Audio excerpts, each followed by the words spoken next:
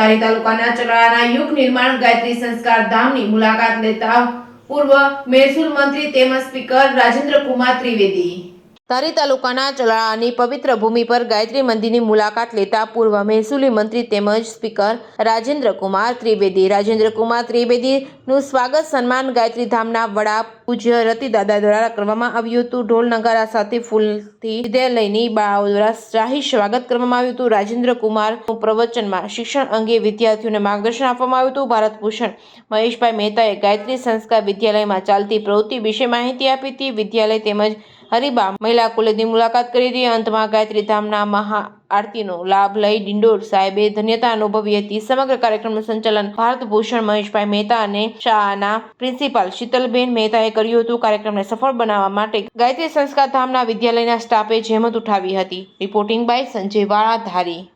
સરજી, આજે ગાયત્રી ધામ ખાતે અચાનક મુલાકાત કરી, શું કહેશો?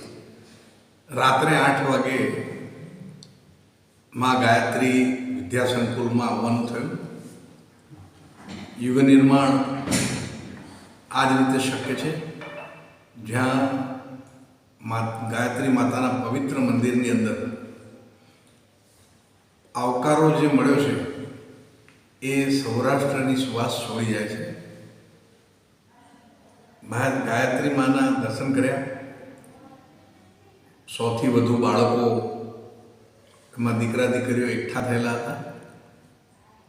એક પણ બાળકના ચહેરા પર નિસ્તેજ ચહેરો નહોતો. આખા દિવસના સમય પછી પણ બાળકોના ચહેરા પર આનંદની અનુભૂતિ હોય, ઉત્સાહ હોય, તેજસ્વી ઓજસ્વી બાળકોનો ચહેરો હોય, એ અહીં જોવા મળ્યો. કદાચ હું એવું કહું તો એ અતિશયોક્તિ નથી કે સ્વર્ગમાં મળતો જે આનંદ હોય ને, એ આનંદની અનુભૂતિ માત્ર જો કરવી હોય તો આ શાળામાં બાળકો સાથે ચર્ચા જરૂર કરવી જોઈએ. અને ત્યારબાદ ભોજન તો પ્રસાદ હતો. સાદું, પૌષ્ટિક, આરોગ્યપ્રદ અને સ્વચ્છ,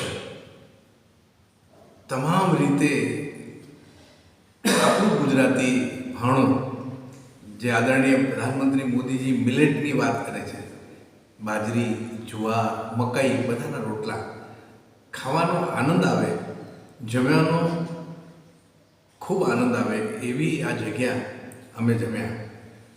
ખૂબ અમારી શુભેચ્છા છે શાળાની. માત્ર અમરેલી જિલ્લામાં નહીં પરંતુ સમગ્ર ગુજરાતની અંદર આની સુવાસ પ્રસરશે એવું હું માનું છું. મારી ખૂબ ખૂબ શુભકામના છે. જય જય ગરવી ગુજરાત.